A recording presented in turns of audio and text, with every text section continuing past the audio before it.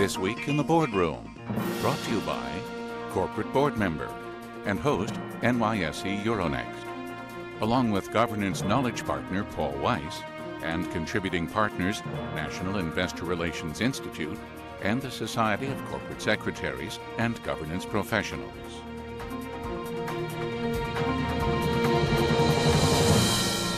Welcome to this edition of This Week in the Boardroom. I'm TK Kerstetter with Corporate Board Member, and it's my pleasure to welcome you to a show that we think is going to be very interesting today. We're going to eventually talk about what can directors do to be more effective, but initially my guest is somebody that's going to offer some interesting insight from sort of the GC and the board member kind of perspective. So it's my pleasure to welcome Siri Marshall. And Siri is the former Senior Vice President and General Counsel, Secretary and Chief Governance and Compliance Officer for General Mills. She currently is a board director on Ameriprise Financial, Equifax, Alphatech Holdings, and BioHorizons. So, Siri, that's not the most special part of what you do. The most special part is last night you received an award from Corporate Board Member for your lifetime achievement for all of your accomplishments through your career. And to that I say congratulations and welcome to the show. Thank you very much, TK. Now, a good place probably to start is one of the things that was unique about your career is that while you served as a GC, you also served as a board member of another company or two. And you don't see that a lot maybe because the GC is so busy, but you had the benefit of gaining the experience of being on the director side actually while you were on the GC side. Tell us how that sort of evolved. Well, I was very fortunate to be invited to go on a board almost 20 years ago now, fairly early into my career. And the company was called NovaCare. It was in healthcare, and they provided physical therapy services to patients in nursing homes and outpatient clinics. I knew the CEO. In fact, we had met when we were on the opposite sides of a deal. And when he set up this company, he and his colleagues on the board invited me. And I remember being very impressed that they had 6 reasons that they wanted me in particular to consider going on the board. And the first 4 are fairly generic: my legal background and transactional, acquiring companies and how do you integrate them, government and regulatory. But there were 2 reasons that impressed me. And one was my experience with Avon. I was at Avon Products at the time. I was a lawyer there. And Avon had a far-flung, independent, very geographically dispersed workforce, their salespeople. And NovaCare had physical therapists that were also spread out all over the country. And the board thought that I would be helpful in understanding how to manage these workforces. The second reason was that I was a woman. And most of the physical therapists at NovaCare and their employees were women. And they felt it was important that that perspective be represented on the board. And they also wanted a confirmation to their women employees and to their all of their people that they had a strong commitment to their talented women and to their advancement. So I became sort of a role model, not that I had anticipated doing so. I think at that point I was still looking for role models of my own. But they obviously had given a lot of thought to inviting me on the board. And with that board, which was terrific, very talented people, very engaged, very thoughtful, I got my corporate governance board training 101. I started on the audit committee and also got, very importantly, the credential of having board experience. And I think one of the challenges for boards and for people who want to go on boards is that having the experience is important to getting the invitation. And so I did have that credential. And then I went on to go on other boards. Okay. Well, everybody wants that experience, and that's what makes it tough for a diverse candidate, because how are you going to get that experience if no one really gives you that opportunity? Yes. So that certainly fits with what Corporate Board Member is doing with its moving the needle program this year, but somebody was insightful at that company, and that gave you a great experience. That begs the question, though. I have to ask this question: What did you learn when you sat in your board seat that made you a better GC? And then I asked the reverse: What did you carry over from your GC experience that made you a better director? Well, first, as a GC, I think the greatest value to me from the board experience was what I learned as a GC. And having to meet the challenges that boards have of, with a limited period of time, coming to a company several days, maybe a quarter or throughout the year, and in very short order having to understand the business model, the strategy, what's important, what the different agendas are, and to understand that, develop enough information so that you can have a point of view and contribute is a big challenge. And it is very important that directors master that and master that quickly. Understanding that challenge helped me work with the board, structure the agendas, discipline the communications, and be very thoughtful about what does the board contribute? How can we get the most value from the board? And how do we do that? And I certainly had CEOs who looked at their board as a brain trust, wanted to get the greatest value out of the board, and so we worked together to see how we could do that. And I certainly looked a lot and thought a lot about what other companies were doing. Obviously, there was a lot of change going on in the corporate governance world at the time, and so there was a lot of learning.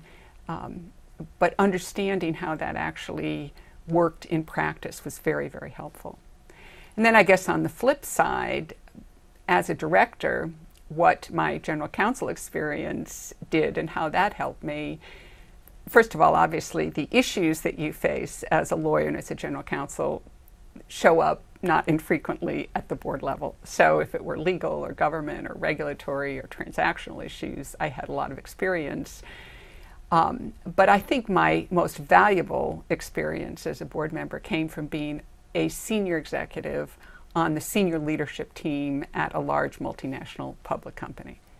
So it was the breadth of the experience as opposed to the particular kind of legal experience that enabled me to understand the issues, have a perspective on issues. I think one thing that people don't always appreciate today is how broad a general counsel's responsibilities and experience is.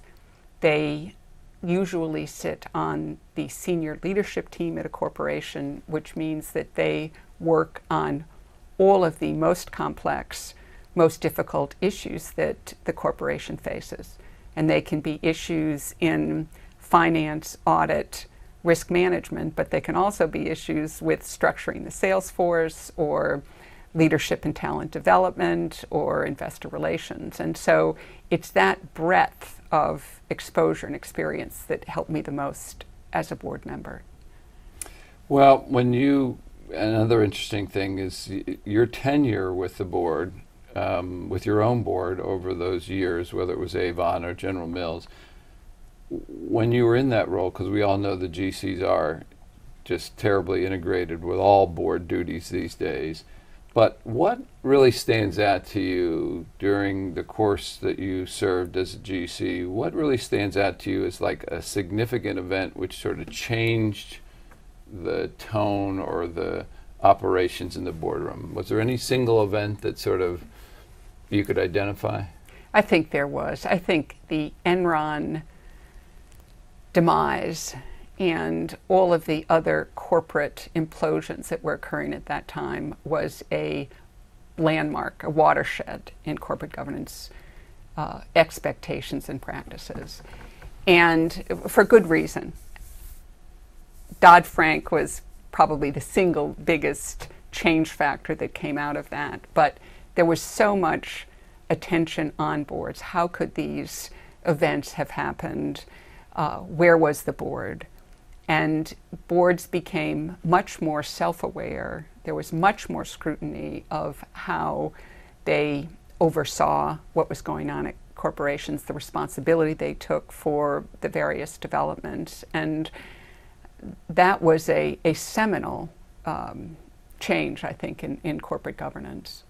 It was interesting. There was an incident prior to that, which was Sendent, you remember, had yes. a similar problem, but theirs never made it off of the business pages. But when Enron and WorldCom came, it ended up in the front pages. It ended up in Congress, and that's really what sort of sparked. You're right, sparked significant change in how a director handled their duties. So. While you're here, I certainly don't want you to leave without tapping your expertise, and we were hoping that you would be able to offer a couple pearls of wisdom to our listening audience, and what advice you would give them to be a more effective director. So, if I can put you on the spot for that, what advice would you, from your experience, pass along to our viewing audience on how they can be a more effective director? I have two thoughts, TK. The first is to stay focused on what's important. There are so many demands on directors today, and certainly the entire regulatory compliance, the enterprise risk management, the shareholder relations and activists. How do you relate to them? How do you communicate with them? And all of these things are important, and they all demand board attention. But the board needs to remember that their primary responsibility is creating long-term value for the company and the shareholders, and they need to stay focused on strategy, monitor the company's performance against that strategy. They need to stay focused on leadership, CEO, developing talent and succession, and then of course they need to stay focused on compliance and making sure that all of the systems are in place, that the reporting is correct, and that shareholders and the board and investors are getting the right information. So keeping all of that in perspective and making sure that you're focused on that long-term value creation is very, very important and can be challenging. The second thought I have is diversity. I think it is so important for boards to have diversity. And I mean that in the broadest sense. Diversity in experience, in skills, perspectives, age, geography, gender, ethnicity. We've all had the experience of being part of a team that was considering some kind of decision. And the thinking that goes into that, the creativity, and I think the quality of the decisions are enhanced when you have different perspectives. So I really do encourage boards to think about representing the different challenges and the different constituencies they face and their companies face on the board. And there's research now that shows that diverse boards correlate with higher performing companies. So again, I encourage boards to do that, and that would be my second piece of advice. Siri Marshall, it's no surprise why the editors of Corporate Board Member honored you with a Lifetime Achievement Award, and we appreciate you carving out some time to join us here on This Week in the Boardroom, so thank you. Before we depart, I just want to pass along one reminder. On October 4th and 5th, Corporate Board Member will be holding its annual Boardroom Summit in New York at the Grand Hyatt. And this year we just have a tremendous program that you'll be interested in. Probably the lead thing is we're going to be happy to have Roger Staubach, who sits on several boards, joining us to talk about leadership. And who better to discuss leadership with our own CEO, Duncan Niederauer, than Roger Staubach. So that will be interesting. Also, we're going to be inviting back Bill Chandler, the former Chancellor of the Delaware Courts. If you've never heard Bill speak, he does a tremendous job talking about governance, and I think you'll enjoy that. So we'll look forward to seeing you there, and we'll look forward to seeing you next week when we do our next edition of This Week in the Boardroom, where we try and help you be a better board member and better committee member. We'll see you then.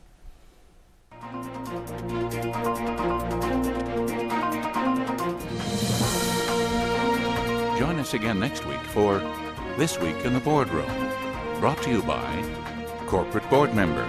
and host NYSE Euronext, along with governance knowledge partner Paul Weiss and contributing partners National Investor Relations Institute and the Society of Corporate Secretaries and Governance Professionals.